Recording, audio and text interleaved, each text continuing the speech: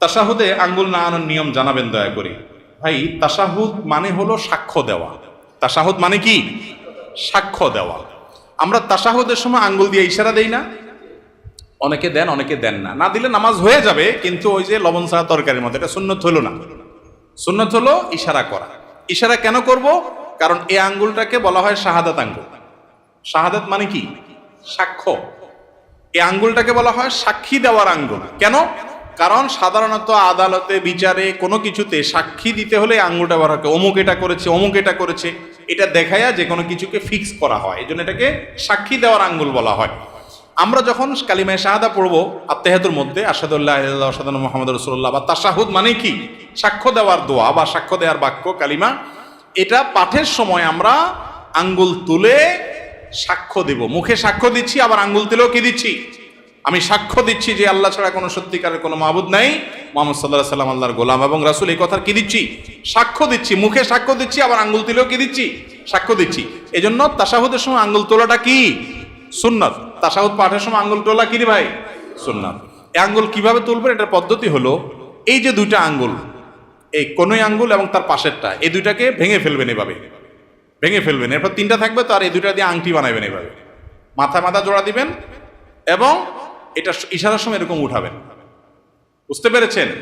আবার আপনার তাশাহুদ পড়া শেষ বা বৈঠক শেষ, তখন আপনি কি করলেন? আবার এটাকে স্বাভাবিক করে ফেললেন। কথা বুঝতে পারছেন তো? অনেকে আবার বলে আশহাদু আল্লা ইলাহা ইল্লাল্লাহ করে উঠাইতে হবে। ওই টাইমে না হলে একটু এদিক সেদিক হলে ইমান চলে যাবে। ইমান এত সস্তা জিনিস, এটা ভুল ধারণা। বুঝতে পেরেছেন? যে না, এই টাইমে না হলে, টাইমিং উল্টাপাল্টা হলে আবার ঝামেলা আছে, বাবা দরকার নেই, থাক, এটা তো সুন্নত কাজ নাই করলাম, এরকম অনেকেই করে। এটা ভুল ধারণা। বরং এই তাশাহুদের সময় আপনি আঙ্গুল উঠে ইশারা করবেন। অনেক ভাই আঙ্গুল নাড়াচাড়া করে না।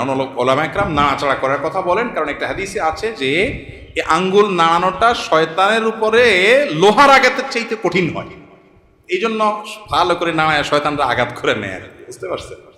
কিন্তু এক্ষেত্রে দুইটা মত, যদি অনেক ওলামা একরাম বলেছেন যে নাড়াইতে থাকা এবং এটা শয়তানের জন্য বেশি কঠিন হয় লোহার আঘাতের চাইতে বা এই জাতীয় আঘাতের চাইতে। তো এই মতটার চাইতে আমার কাছে অধিকতর শক্তিশালী মনে হয় এবং এটাই বেশি বিশুদ্ধ মত, যে নাড়াইতে থাকা না, বরং ইশারা দেওয়া। কারণ বেশিরভাগ হাদিসে যে ভাষ্য আসছে সেটা হলো তাশাহুদের সময় আঙ্গুল দিয়ে কি করা? ইশারা দেওয়া। ইশারা কিন্তু নাড়াইলে হয় না। নাড়াইলে ইশারা হয় না। দলিল উনি আমল করলেন, কিন্তু হাদিসে বেশিরভাগ কিসের কথা আসছে? ইশারার কথা আসছে, নাড়ানোর কথা আসে নাই। আর তাছাড়া সালাতের মধ্যে যে খুদু অবলম্বন করা, সুকুনের সাথে থাকা, এটার সাথেও এটা যায় না। সব মিলিয়ে আঙ্গুল ইশারা করা তাশাহুদের মধ্যে এটা একটা সুন্নত কাজ, একটা ভালো কাজ, যেটা আমাদের বেশিরভাগ মুসল্লি ভাইরা করেনও না। এটা আমাদের এই ভিডিওটি যদি আপনার ভালো লেগে থাকে তাহলে ভিডিওতে একটি লাইক দিতে পারেন এবং আপনার প্রিয়জনদের সাথে শেয়ার করতে পারেন, এবং এইরকম আরও ভিডিও পেতে আমাদের ইউটিউব চ্যানেলটি সাবস্ক্রাইব করে পাশে থাকা বেল আইকনটি অন করে দিন।